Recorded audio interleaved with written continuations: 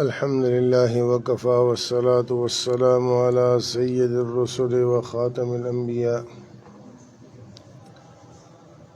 وعلى آله وصحبه وبارك وسلم تسليما كثيرا. أما بعد فأعوذ بالله من الشيطان الرجيم. بسم الله الرحمن الرحيم.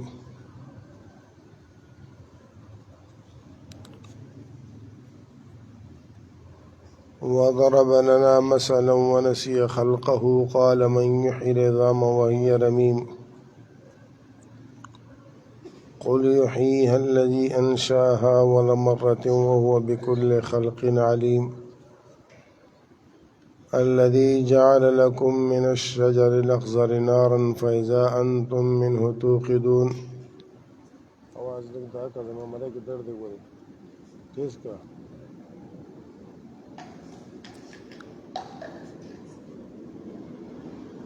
أوليس الذي خلق السماوات والأرض بقادر على أن يخلق مثلهم بلى وهو الخلاق العليم إنما أمره إذا أراد شيئا أن يقول له كن فيكون فسبحان الذي بيده ملكوت كل شيء وإليه ترجعون.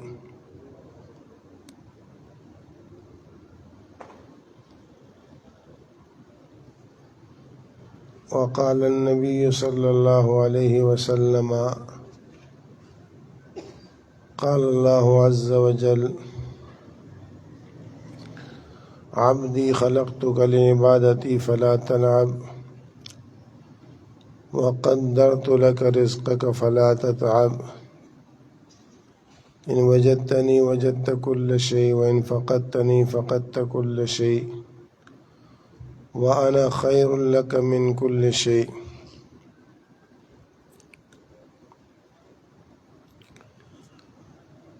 میرے محترم دوستو، میرے عزیز بھائیو،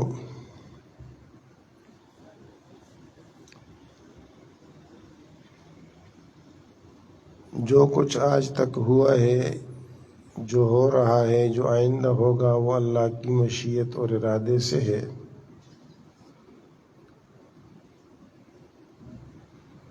کچھ نہیں تھا، اللہ نے بنایا،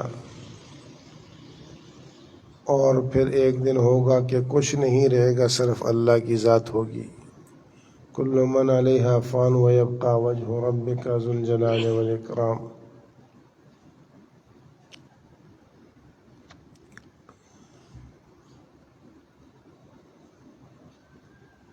اللہ اپنی ذات میں، صفات میں ہمیشہ سے ہے، ہمیشہ کے لیے ہے.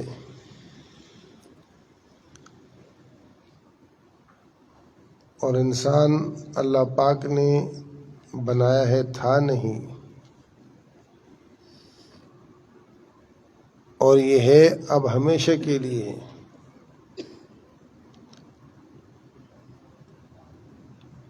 البتہ انسان جنت سے منتقل ہو کر دنیا میں آیا، اور دنیا سے منتقل ہو کر برزخ میں جائے گا، برزخ سے آخرت میں،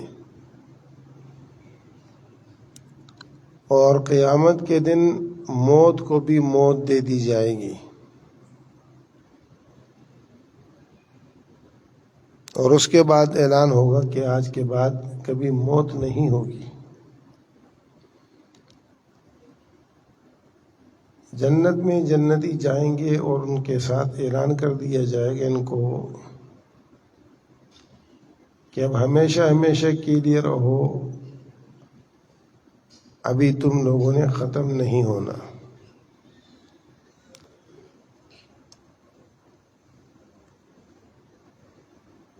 دنیا اللہ پاک نے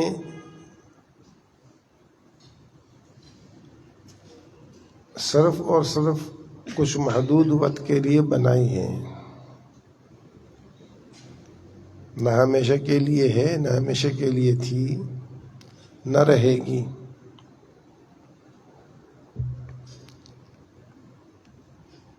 جیسے امتحانی سینٹر وہ کچھ وقت کے لیے مقرر ہوتا ہے، اس کے بعد اس کی حیثیت ختم ہو جاتی ہے۔ دنیا امتحان گاہ ہے، ہر انسان کا اس دنیا میں امتحان ہو رہا ہے، اس کے باطن کا بھی ہو رہا، اس کے ظاہر کا بھی ہو رہا۔ باطن کا امتحان کیا ہے؟ باطن میں صحیح یقین ہے، صحیح سوچ ہے، صحیح جذبہ ہے،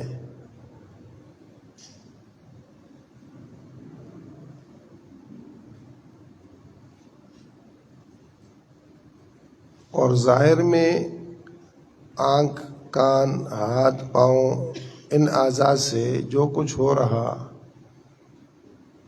یہ اس کا امتحان ہے۔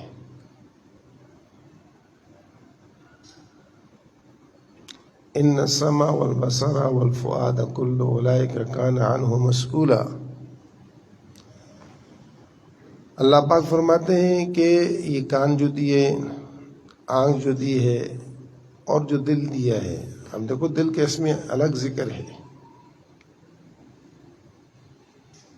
ان تبدوا ما فی صدورکم او تخفوہ یحاسبکم اللہ۔ اس دل میں جو کچھ ہے اس کو تم ظاہر کرو یا چھپاؤ، اللہ تم سے اس کا حساب لے گا۔ یعلم خائنۃ الاعین وما تخفی الصدور، وہ آنکھ کی چوری کو بھی جانتا ہے، دل کے اندر کے بھید کو، راز کو بھی جانتا ہے۔ ایک انسان کسی سے نفرت کرتا ہے، اس کو ظاہر نہیں کرتا، دل میں رکھتا ہے، یہ دل کا اس کا امتحان ہے۔ محبت کرتا ہے وہ دل میں، یہ اس کا امتحان ہے۔ اور اس کے بارے میں اس سے پوچھا جائے گا، سوال ہوگا، کیوں؟ ایسے ہی اللہ پاک کے ساتھ اچھا تعلق اور اچھا گمان، یہ یقین جس کو کہیں، جس کا حکم ہے، اور غلط یقین یا غلط گمان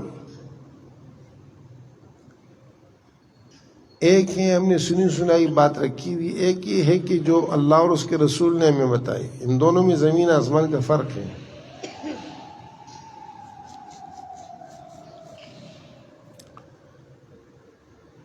حضور اقدس صلی اللہ علیہ وسلم کے دنیا میں تشریف لانے سے پہلے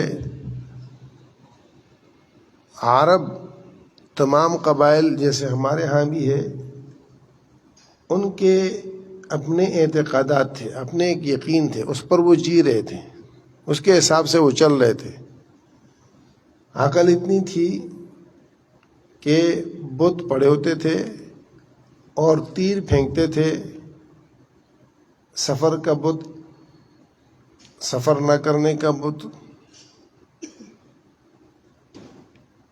یہ الگ الگ بت تھے۔ تیر پھینکتے، جو جس کو لگ جاتا اس کے مطابق وہ چلتے۔ سفر والے بت کو لگ گیا تو سفر شروع ہو گیا، سفر والے بت کو نہیں لگا تو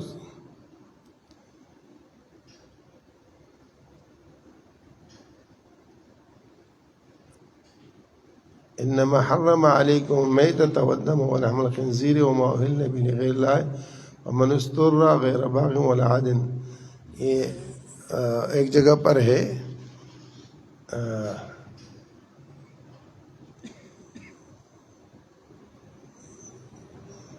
ازلام کا لفظ ہے، ازلام، ذہن میں آیت میری نہیں آ رہی، تھکن حد سے زیادہ ہو جاتی ہے، اس کی وجہ سے ذہن پر بھی اثر ہوتا ہے۔ تو اللہ پاک نے ان سب کو حرام کیے کہ یہ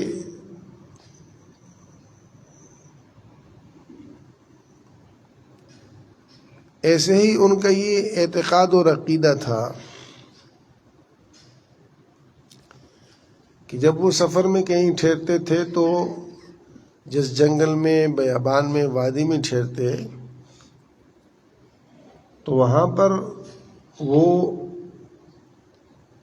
یہ آواز لگاتے کہ اس وادی کا جو بڑا جن ہے ہم اس کی پناہ میں آ گئے. ان کا عقیدہ تھا کہ ہر وادی میں ایک بڑا سردار جن ہوتا ہے، بس اس کی پناہ لے لو. تو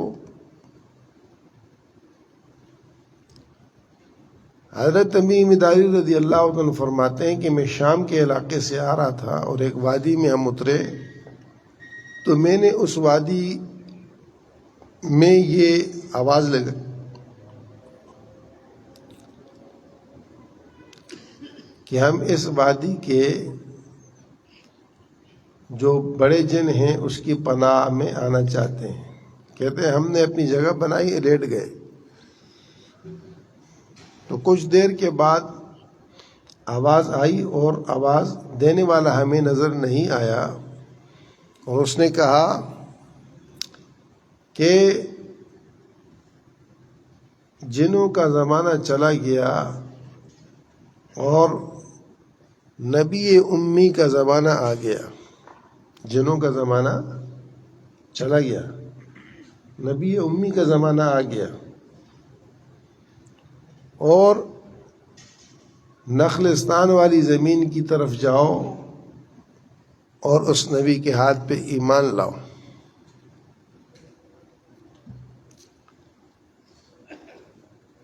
کہتے ہیں کہ ہمیں بڑی حیرت ہوئی، تعجب ہوا.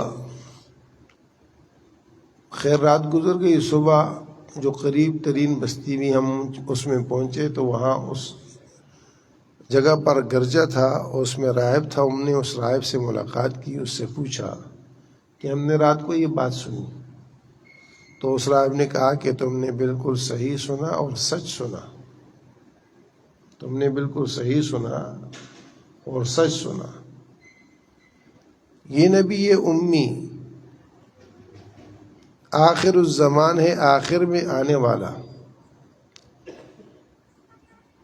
جو تمام انبیاء میں افضل اور اکرم اور اشرف ہے. اس کی جائے پیدائش مکہ ہے اور وہ یتیم ہوگا. اس کے بعد سے وہ کھجور والی زمین کی طرف ہجرت کرے گا، اور تم جلدی کرو، اس تک پہنچنے میں تاخیر نہ کرو. خیر کہتے ہیں میں وہاں سے سیدھا مدینہ منورہ پہنچا اور وہاں میں نے معلومات کی تو پتہ چلا کہ حضور اقدس صلی اللہ علیہ وسلم مبعوث ہو چکے ہیں. میں آپ کی خدمت میں گیا اور میں نے اسلام قبول کیا اور میں نے یہ واقعہ سنایا. تو آپ علیہ الصلوۃ والسلام نے فرمایا کہ ہاں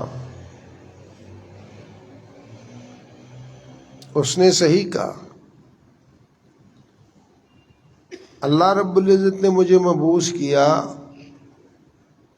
تو اس سے قبل جنات پوری دنیا پر چھائے ہوئے تھے، آسمانوں پر بھی جاتے تھے اور وہاں سے فرشتوں کی باتیں سن سنا کے نیچے آتے تھے. تو نیچے یہ جو کاہن بیٹھے ہوتے ہیں، کاہن سمجھتے ہو، یہ جو ذائچہ ڈالتے ہیں اور یہ جو یہ کرتے ہیں وہ کرتے ہیں، ان کو کاہن کہتے ہیں. فال والے اور پتہ نہیں کیا والے. بہرحال یہ عربی میں ان کو کاہن کہتے تھے، یہ اس دور کے ہیں. تو یہ جنات ان کے کانوں میں وہ خبر سنا دیتے تھے، کوئی الٹی ہوتی تھی، کوئی صحیح ہوتی تھی، کوئی. بہرحال یہ اس خبر کے حساب سے چلتے تھے. اور جس دن اللہ رب العزت نے محمد الرسول اللہ صلی اللہ علیہ وسلم کو مبعوث فرمایا، آسمان دنیا پر پہر لگا دیا، اب شیاطین جنات اوپر نہیں جا سکتے. فَأَتْبَعَهُ شِهَابٌ ثَاقِبٌ، فرشتے آگ سے ان کو مارتے ہیں. اور دوسرا زمین پر جو ان کی مستیاں چلتی تھیں اللہ نے اس کو بھی بند کر دیا. اس لیے اس جن نے کہا کہ جنوں کا زمانہ چلا گیا اور محمد عربی اور نبی امی کا زمانہ آ گیا. اب بتوں کا بھی زمانہ نہیں، جنات کا بھی زمانہ نہیں، اللہ رب العزت کی توحید کا اور وحدہ لا شریک ہونے کے اعتبار سے اب زمانہ اس کا ہے۔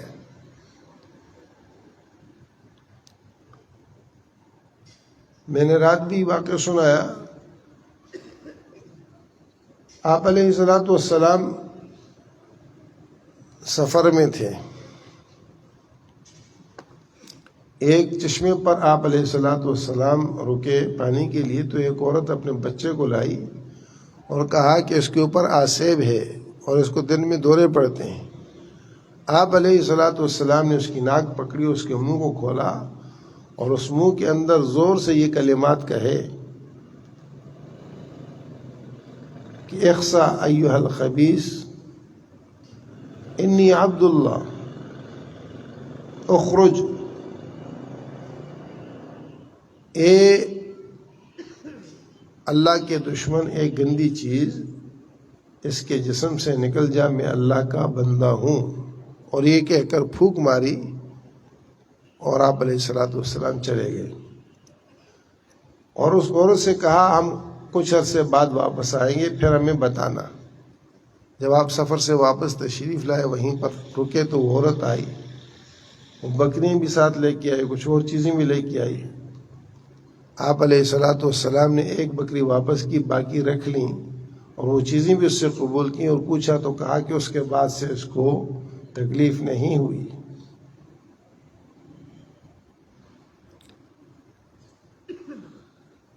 جب انسان اللہ رب العزت کے اس پر صحیح معنی میں چلتا ہے، کوئی مخلوق اس کے مقابلے کی نہیں ہے، اور جب یہ صحیح نہیں چلتا تو مخلوق اس کے مقابلے میں آتی ہے، اس کو تنگ کرتی ہے، اس کو پریشان کرتی ہے۔ حضرت ابن عمر رضی اللہ تعالیٰ عنہ نکلے تو دیکھا راستے میں شیر کھڑا ہے اور لوگ جمع ہیں، تو آپ آئے، کیا ہوا؟ کہا کہ جی شیر نے راستہ روکا ہوا ہے۔ آپ آگے بڑھے، شیر کو کان سے پکڑا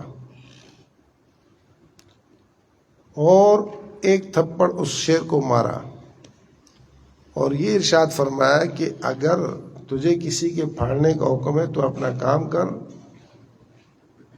اور اگر تجھے کسی کے پھاڑنے کا حکم نہیں ہے تو لوگوں کو تنگ نہیں کر، راستہ چھوڑ۔ شیر نے سر زمین پہ رکھا 3 بار جیسے سلام کرتا ہو اور واپس چلا گیا۔ تو ابن عمر رضی اللہ تعالیٰ عنہ نے اس کے بعد یہ ارشاد فرمایا، میں نے رسول کریم صلی اللہ علیہ وسلم سے یہ سنا کہ جو اللہ سے ڈرتا ہے مخلوق اس سے ڈرتی ہے، اور جو اللہ سے نہیں ڈرتا مخلوق اس کو ڈراتی ہے۔ جو اللہ سے ڈرتا ہے مخلوق اس سے ڈرتی ہے، اور جو اللہ سے نہیں ڈرتا مخلوق اس کو ڈراتی ہے۔ یہ تو اللہ کا نظام ہے۔ اللہ الذی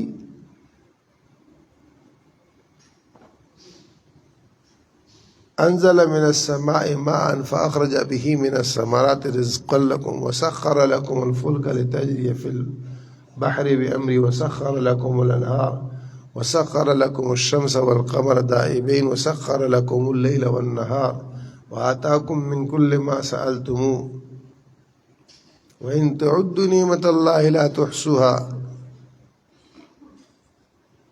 إن الإنسان لظلوم كفار۔ وہ ذات جس نے آسمان اور زمین اور جو کچھ ان کے اندر ہے وہ سب کو تمہارے لیے تمہارے قابو میں کر دیا، مسخر کر دیا۔ کشتیاں تم دریاؤں میں، سمندروں میں چلاتے ہو، نہریں اور دریاؤں کو تمہارے لیے مسخر کیا، دن رات کو تمہارے لیے مسخر کیا،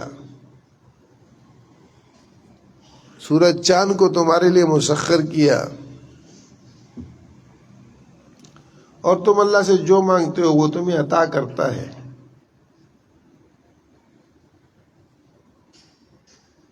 آپ ذرا غور کریں کہ انسان نے اللہ پاک کے اس سے اللہ کی عطا ہے، اللہ کی دین ہے، وہ کافر و مسلمان اس سے فرق نہیں پڑتا۔ لیکن بحیثیت انسان جو اللہ نے اس کو بنایا ہے تو اس کے ہاتھ پہ اللہ نے ہر چیز کو مسخر کیا ہوا ہے. پہاڑ اس کے سامنے کچھ نہیں، سمندر اس کی گہرائی، دریا اس سے نہریں. دن کے اعتبار سے آپ غور کریں کہ دن کو کس طرح اپنے اس میں استعمال کرتا ہے، رات کو کیسے.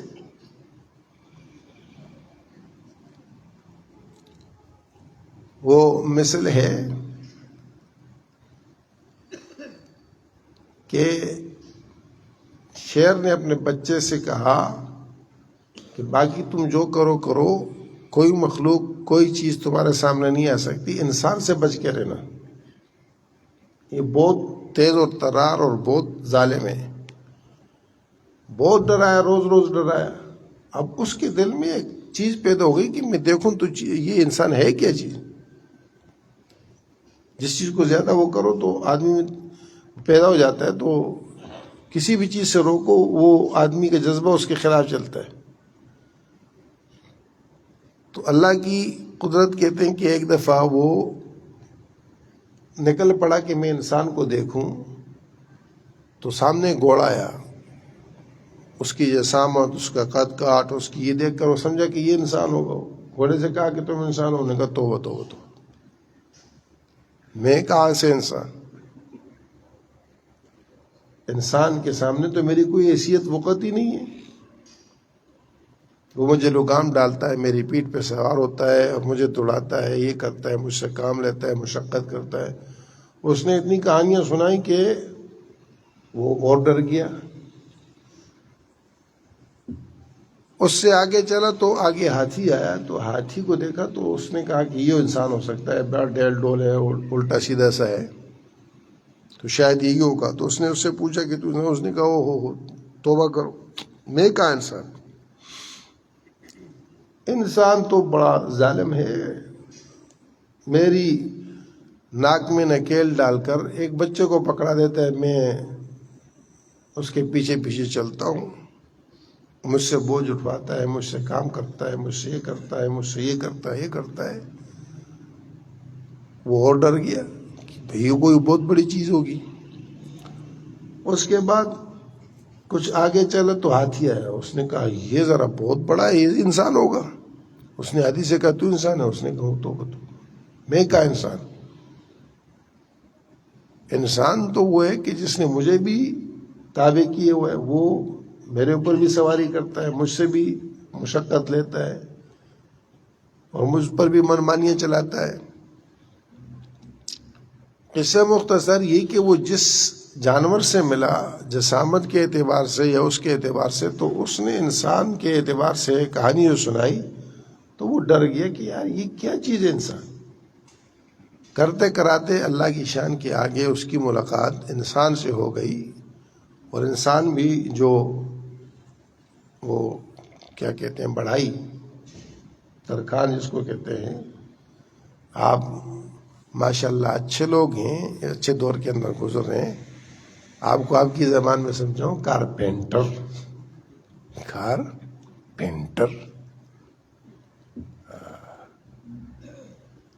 جتنے آپ بیٹھے ہو نا، چاہے سندھی ہے، پنجابی ہے، پٹھان ہے، ان کو اپنی زبان میں نہیں آتی ہوگی.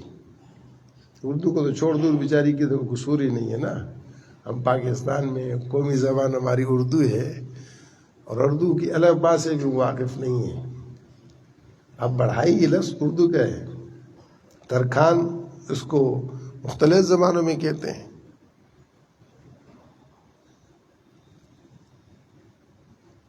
تو وہ کام کر رہا تھا، وہ نظر آ گیا. تو یہ اس کے قریب پہنچا تو جسم کے حساب سے تو چھوٹا پوٹا تھا. تو اس نے کہا چلو انسان تو نہیں ہو سکتا، پوچھ لیں انسان ملے گا کہاں. تو اس سے جا کے پوچھا کہ بھائی تم نے انسان دیکھا؟ اس نے کہا کہ کیا کام ہے؟ کہا اس کو ملنا ہے، دیکھنا ہے. کہ کیا کام ہے؟ کہہ رہے بس اس کی کہانیاں میں نے بڑی سنی، میں اس کو دیکھنا چاہتا ہوں. اس نے کہا میں انسان ہوں. تو اس کو بڑا غصہ آیا کہ اس کی شکل دیکھو اور سارے اس سے ڈرتے ہیں، یہ کیا بات ہے؟ میرے ماں باپ نے مجھے غلط کہانیاں سنائی ہیں. تو اس نے کہا تمہاری ایسی کی تیسی، تم سے سارا جنگل ڈرتا ہے، سارے جانور ڈرتے ہیں، اور یہ ہوتا ہے وہ ہوتا ہے فلاں ہوتا ہے، تو میں تو ابھی تمہارا ایک تھپڑ رسید کروں گا، یہ کروں وہ کروں. بڑا اس نے وہ کیا. وہ سمجھ گیا کہ قصہ تو خراب ہے. اس نے کہا کہ ابھی تدبیر کرنی پڑے گی. تو اس نے کہا کہ بھائی جنگل کے بادشاہ، کہاں ہم کہاں آپ طاقتور، آپ کی مرضی چلتی ہے، آپ کا یہ چلتا ہے وہ چلتا ہے. تھوڑا سا اس کا چونا اونا لگایا، مشکل لگایا، اس کو آواز سے اوپر کیا. تو اس کو کہا کہ ٹھیک ہے ہم کشتی کر لیتے ہیں، لڑ لیں گے، لیکن میں بھی مصروف ہوں، کام کر رہا ہوں، تم مہربانی کرو، تھوڑا صبر کرو. اس نے کہا ہاں جتنی دیر کہو گے میں کر لوں گا. اس نے کہا ایسے نہیں، کہیں تم بھاگ جاؤ گے، تم ایسا کرو، یہ جو میں نے کوٹری سی بنائی ہے تم اس میں آرام کرو، اس کے بعد جب میں فارغ ہو جاؤں گا پھر. جب وہ کوٹری کے اندر کیا، باہر سے اس نے وہ دروازہ بند کر دیا، ڈنڈا لیا کہ آپ بتاؤ. اس کو سمجھ آ گئی کہ ہاں واقعی یہ انسان ہے، واقعی. وَسَخَّرَ لَكُمْ مَا فِي السَّمَاوَاتِ وَمَا فِي الْأَرْضِ وَأَسْبَغَ عَلَيْكُمْ نِعَمَهُ ظَاهِرَةً وَبَاطِنًا. آسمان و زمین میں جو کچھ ہے، جہاز اڑ رہے ہیں، تسخیر کس کی ہے؟ کس نے مسخر کیا ہے؟ ہواؤں کو چیرتے ہوئے یہ جہاز یہ بنانے کی صلاحیت، قابلیت. وَسَخَّرَ لَكُمْ مَا فِي السَّمَاوَاتِ وَمَا فِي الْأَرْضِ جَمِيعًا مِّنْهُ. مکانوں کی تعمیر کو دیکھو، ایسے ہی لکڑی کی شکل کا بننا دیکھو. دوسری چیز جتنا بھی آپ سوچتے چلے جاؤ گے، یہ اس لیے نہیں ہے کہ ہم ان میں گم ہو جائیں. ارے بھائی ان سے ہم اللہ کو پائیں، ان سے ہم کیا کریں؟ اس عقل کو ان پتھروں پر اور ان لکڑیوں پر اور ان مٹیوں پر لگانے کے بجائے اس عقل کو ہم اللہ کی ذات پہ لگائیں. اللہ نے اس لیے دیا تھا کہ ہم اس کے ذریعے سے اللہ تک رسائی پائیں، راستہ طے کریں، اس میں نہ گم ہوں. اس میں گم ہو کر ہم گم ہو جائیں گے، اس میں گم ہو کر ہم گم ہو جائیں گے. جو اس میں گم ہو گیا وہ گم ہے، اور جو اس سے اللہ تک پہنچ گیا وہ اصل ہے. ان چکروں میں پڑنے کے بجائے ان چکروں سے گزرتے ہوئے نکلو. آپ نے سفر کرنا ہے لاہور، آپ اپنی سواری پہ جا رہے ہیں یا ریل میں جا رہے ہیں، راستے میں کتنے خوش کن مناظر آتے ہیں، تو آپ کا کیا خیال ہے؟ آپ اپنا سفر چھوڑ کے اس میں لگ جاتے ہیں؟ یہاں تک آپ نے بھی دیکھا ہوگا سفر کرنے والے سفر کرتے ہوئے کسی اسٹیشن پر رکے ہیں اور وہاں چائے لی ہے، چائے لے کے پی رہے اور گاڑی چل پڑی تو وہ چائے چھوڑ دیتے ہیں بھاگ کے گاڑی میں. چلو بھائی چائے بعد میں پی لیں گے، گاڑی نہ نکلے. مقصد وہ ہے، مقصد یہ نہیں ہے. اللہ اکبر آئے جس چیز میں لگے چھوڑو بھائی، اب ادھر چلے جاؤ. یہ ہے منزل کو سامنے رکھ کر زندگی گزارنی چاہیے، مقصد کو کھوٹا نہیں کرنا چاہیے.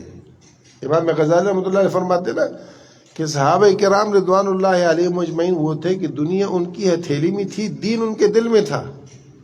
اور اپنے وقت کے حساب سے وہ لکھتے ہیں کہ دنیا ہمارے دل میں اور دین ہماری ہتھیلی میں ہے. جہاں دنیا کا تقاضا آتا ہے ہم دین کو چھوڑ دیتے ہیں اور دنیا کے پیچھے چل پڑتے. صحابہ وہ تھے کہ جہاں تقاضا آتا دنیا کو ہاتھ میں تھی چھوڑ دیتے تھے اور دین پہ چلتے تھے.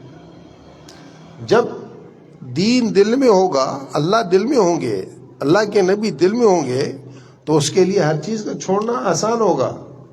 اور جب اللہ اور اس کے رسول دل میں نہیں ہوں گے تو اللہ اور اس کے رسول کو دنیا کے لیے چھوڑنا ہمارے لیے کوئی مسئلہ نہیں ہے. نماز چھوٹ جائے کوئی بات نہیں، یہ بعد میں کر لیں گے. کیوں؟ اس لیے کہ دل میں نہیں ہے، وہ ہاتھ میں ہے.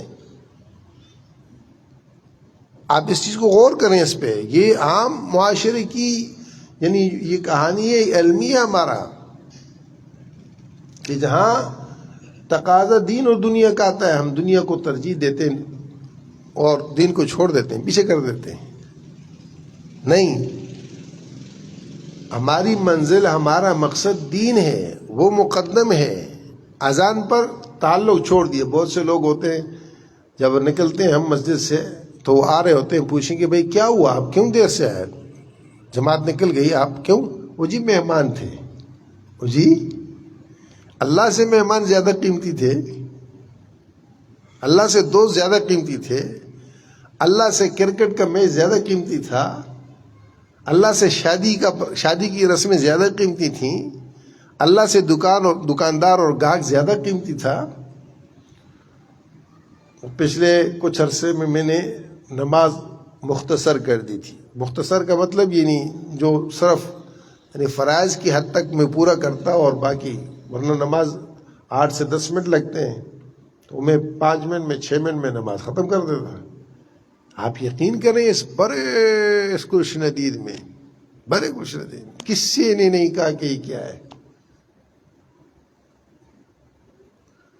مولوی کہتے تھے کہ آج کل تیزگام ہے، مولوی کہتے تھے مولوی کہ آج کل تیزگام جیسی نماز ہو رہی ہے۔ یہ فکر نہیں تھی کہ نماز ایک صاحب ملے کہتے جی آپ بہت جلدی نماز پڑھاتے ہیں۔ میں نے کہا جی بس کبھی ایسی بھی ہو جاتا ہے۔ تو میں نے کہا کیوں، کیا مسئلہ ہے؟ میں سمجھا کہ وہ اس کو تکلیف ہوگی کہ یار ایسی نہیں ہونی چاہیے، سکون سے ہونی چاہیے۔ اس کے کہنے پر مجھے اتنا دکھ ہوا ہے، آپ یقین کریں میں وہ چیز بھول نہیں پا رہا ہوں، میرے دل سے نہیں نکل رہی۔ وہ کہتا ہے کہ جی میں دکاندار ہوں، کام میں ہوتا ہوں، تو پہلے یہ تھا کہ اگر دیر بھی ہو جاتی تو ایک آدھ رکعت مل جاتی تھی، اب جب دیر ہو جاتی ہے تو نماز ختم ہو چکی ہوتی ہے۔ دکاندار ہوں، نماز کی اہمیت نہیں تھی، دکان کی اہمیت تھی کہ آپ کی لمبی نماز پڑھانے سے مجھے ایک آدھ رکعت مل جاتی تھی، ابھی وہ نہیں ملتی۔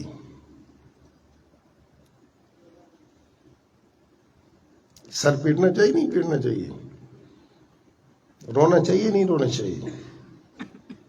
جس دین کی بنیاد پہ اللہ نے ہمیں پیدا کیا ہے اور جس کے لیے ہمارا وجود ہے اور سب کچھ ہے، اس کے متعلق ہماری اندر کی کیفیت یہ ہے، اس سے آگے ہمیں کیا ملے گا؟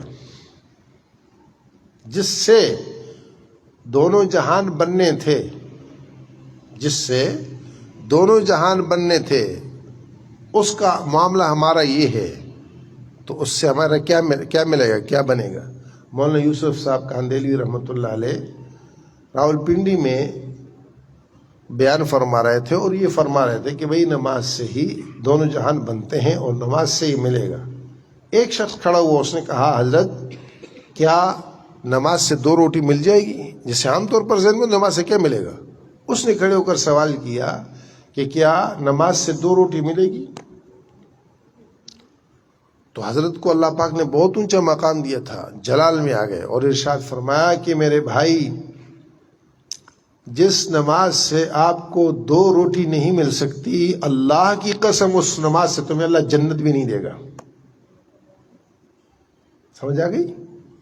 جس نماز سے تمہیں 2 روٹی نہیں مل سکتی، 2 روٹی، جو نماز تمہاری 2 روٹی کا مسئلہ حل نہیں کر سکتی، جس نماز میں یہ جان نہیں ہے کہ تمہارا یہ مسئلہ حل کر دے، 2 روٹی تمہیں دے دے، اس نماز سے تم اللہ کی اتنی بڑی جنت کیسے چاہتے ہو، کیسے مانگتے ہو؟ نہیں مل سکتی۔ اور یہ حق ہے، اس بات کو اچھی طرح سمجھو، اس بات کو اچھی طرح سمجھو۔ نماز کو اللہ نے مسائل کے حل کے لیے دیا ہے، نماز کو دونوں جہانوں کی کامیابی کے لیے دیا ہے۔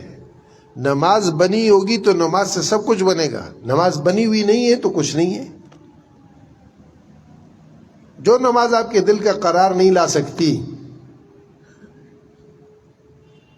صحابہ یہ مسئلہ ہے، آپ نے فرمایا نماز پڑھو، یہ تکلیف ہے نماز پڑھو، یہ کام ہے نماز پڑھو۔ قرآن میں اللہ نے حکم دیا ہے استعینوا بالصبر والصلاۃ ان اللہ مع الصابرین۔ یہ کب ہوگا؟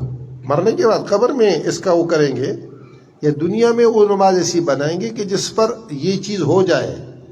اور یہ دیکھیں ہم جب بیٹھے نا، دیکھو خدا کے لیے آپ حضرات آئے ہیں اور اس سے آئے کہ ہمیں کچھ ملے، تو ملنا یہ نہیں ہے کہ ہم نے سن لیا، دعا کر لی اور آپ ہو گئے بس، یہ کام نہیں۔ ملنا یہ ہے کہ آپ ایک اپنی زندگی کی تبدیلی کا ایک جذبہ لے کے اٹھیں۔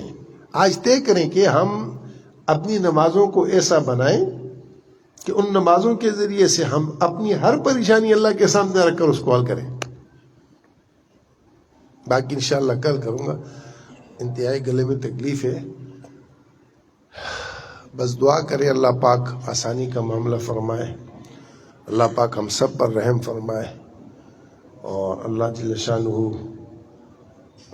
ہماری مغفرت کا سامان فرمائے. یہ مشقت، یہ تکلیف، یہ جو کچھ بھی ہے، یہ اللہ پاک اس کو ہمارے لیے نجات کا باعث بنائے. الحمدللہ رب العالمین والصلاة والسلام علی اشرف الانبیاء والمرسلین سیدنا مولانا محمد وآلہ وصحبہ اجمعین. یا اول الاولین یا آخر الآخرین یا ذا القوة المتین یا راحم المساکین یا ارحم الراحمین یا حلیم یا علیم یا علی یا عظیم یا اول یا آخر یا ظاہر یا باطن انک علی کل شیء قدیر. اللهم لك الحمد كله ولك الملك كله وبيدك الخير كله علانيته وسره. تعلم ما في أنفسنا ولا نعلم ما في نفسك إنك أنت علام الغيوب وستار العيوب وغفار الذنوب. اغفر لنا ما مضى من ذنوبنا وعصمنا فيما بقي من عمرنا. اللهم ارزقنا حسن النظر فيما يرضيك عنا. اللهم بديع السماوات والأرض ويا ذا الجلال والإكرام والعزة التي لا ترام، نسألك يا الله يا رحمن بجل وجهك وعظيم سلطانك أن تنور بكتابك بصرنا، وأن تطلق به لساننا، وأن تفرج به همنا وغمنا وهمومنا وغمومنا، فإنه لا يعيننا على الحق غيرك ولا يؤتيه إلا أنت، ولا حول ولا قوة إلا بك، لا ملجأ ولا منجأ منك إلا إليك. آمنا بكتابك الذي أنزلت وبنبيك الذي أرسلت، رضينا بالله ربا وبالإسلام دينا وبمحمد صلى الله عليه وسلم نبيا ورسولا. اللہ ہم تیرے بندے ہیں، تو ہمارا رب ہے. یا اللہ ہم عاجز ہیں، ضعیف ہیں، کمزور ہیں، تو قوی اور قادر ہے.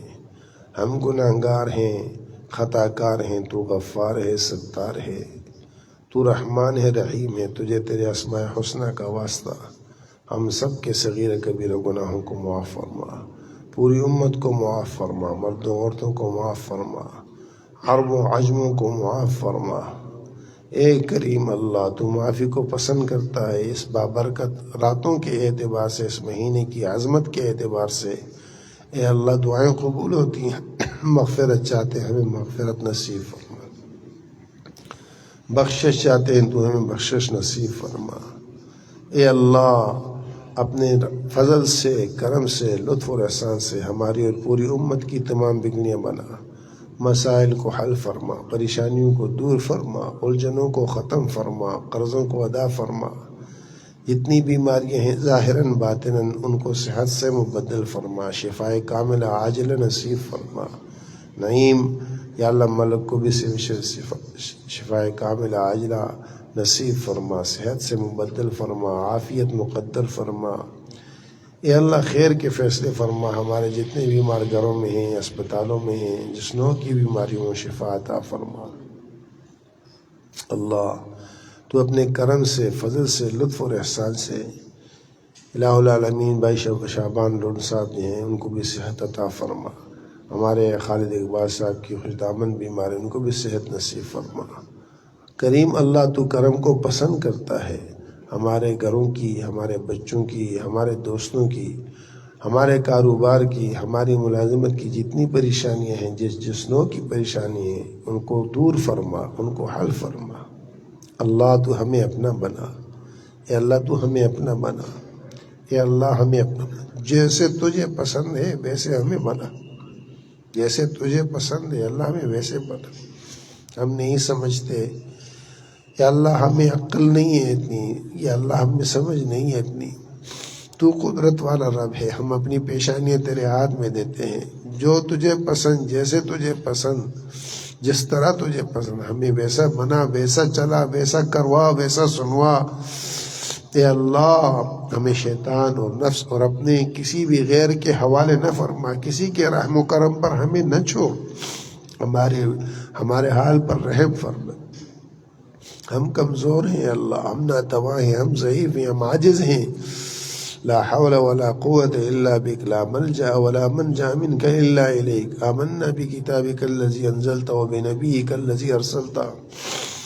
ہم یا اللہ آج تک کے کیے کہ ہر معاملے میں وہ ظاہر کا ہو، باطن کا ہو، قول کا ہو، فعل کا ہو، مال کا ہو، انفرادی ہو، اجتماعی ہو، انسانوں کے ساتھ ہو، مسلمانوں کے ساتھ ہو، یا تیس دہری کسی بھی مخلوق چونٹی کے اعتبار سے ہو، یا اللہ کسی مچھر مکھی کے اعتبار سے ہو، ہم سے جو غلطی ہوئی کوتاہی ہوئی سب کو معاف فرما. ہم توبہ کرتے ہیں، کفر سے توبہ کرتے ہیں، شرک سے توبہ کرتے ہیں، معصیت سے توبہ کرتے ہیں، غیبت سے توبہ کرتے ہیں، یا اللہ چغلخوری سے توبہ کرتے ہیں. یا اللہ ہم نے کسی کا بھی دل دکھایا، یا اللہ تو اس کے یا اللہ بہترین طور پر اس کا بدلہ اس کو عطا فرما کر ہمیں بری ذمہ فرما. اپنے حقوق میں، اپنے نبی کے حقوق میں، دین کے حقوق میں، شاعر اللہ کے حقوق میں جو ہم سے کوتاہی ہوئی معاف فرما دے. اے اللہ رحم اور کرم کا معاملہ فرما. اس رمضان کو ہماری بخشش مغفرت کا ذریعہ بنا دے. اس میں ہمیں تو محروم نہ فرما، ہمیں سعیدوں میں شمار فرما، شقیوں میں شمار نہ فرما. اے کریم رب، اے رحیم اللہ، یہ سارے کے سارے تیرے بندے یا اللہ تیرے سامنے تیرے گھر میں یا اللہ اس رمضان کی اس گھڑیوں میں یا اللہ تیرے چاہنے سے آئے. تیرے چاہنے کے بغیر تو کچھ ہو نہیں سکتا. تو نے چاہا تو آئے. اے اللہ اپنے فضل سے اس چاہت کو ہم سب کی دنیا آخرت کی عافیت سے مبدل فرما، خیر سے مبدل فرما، برکت سے مبدل فرما، راحتوں اور سکون سے مبدل فرما، محبتوں الفتوں سے محبت فرما، اطاعت سے مبدل فرما، فرما برداری سے مبدل فرما. اے اللہ نبی پاک علیہ الصلاۃ والسلام کی غلامی سے مبدل فرما. اے اللہ ہمیں مکی بنا، ہمیں مدنی بنا، ہمیں مکی بنا، ہمیں مدنی بنا. ہمارے اندر کے جذبوں کو اے اللہ دین کا جذبہ بنا، یا اللہ توحید کا جذبہ بنا، سنت کا جذبہ بنا، یا اللہ فقہ کا جذبہ بنا. یا اللہ ہر مسلمان اور ہر صاحب ایمان کی محبت نصیب فرما. ہمارے دلوں سے کدورتوں کو دور فرما، ہمارے دلوں کے اندر سے نفرتوں کو دور فرما، ہمارے دلوں کے اندر سے بغض کو دور فرما، حسد کو دور فرما، کینوں کو دور فرما. اے اللہ تو رحم و کرم کا معاملہ فرما. ہمیں ظالموں کے، فاسقوں کے، حاسدوں کے، یا اللہ کینہ پروروں کے، جادوگروں کے حوالے نہ فرما. ان سب سے ہمارے بچوں کی، ہمارے گھروں کی حفاظت فرما. اے اللہ اس مملکت پاکستان کو امن کا گہوارہ بنا، تمام بلاد اسلامیہ کی حفاظت فرما. اے اللہ یا اللہ حرمین شریفین کی حفاظت فرما، مساجد کی، مکاتب کی، مدارس کی، خانقاہوں کی، مراکز کی حفاظت فرما. اے اللہ اپنے فضل سے کرم سے جن دوست اور احباب نے دعاؤں کے لیے کہا ہم سے توقع رکھتے ہیں، یا اللہ تو اپنے فضل سے ان کے تمنا جملہ یا اللہ امور کے اندر ان کی مدد فرما، نصرت فرما. اے اللہ جو تیری ذات کے لیے ہم سے محبت رکھتے صرف تیرا نام ہے. اے اللہ ہمارے پاس کچھ نہیں، تیرے نام کی برکت سے چاہتے ہیں. اللہ تو ان کو بہترین بدلہ دنیا آخرت میں نصیب فرما، بہترین جزائے خیر نصیب فرما. ہمارے والدین، ہمارے اساتذہ، اعزہ، اقارب ایمان والے جو دنیا سے گزر گئے، اے اللہ سب کی قبروں کو جنت کا باغ بنا دے، سیئات کو حسنات سے مبدل فرما دے. اے اللہ سب کی یا اللہ مغفرت فرما، سب کی مغفرت فرما. اپنے فضل سے باقی ماندہ ایام کی قبولیت والی گھڑیوں میں ہمیں مانگنا نصیب فرما، سحریوں میں مانگنا نصیب فرما، افطاریوں میں مانگنا نصیب فرما. اے اللہ اپنے فضل سے، کرم سے، لطف اور احسان سے ہماری دعاؤں کو قبول اور منظور فرما. آمین آمین یا رب العالمین. وصلی اللہ علی حبیبہ سیدنا محمد وآلہ وسلم.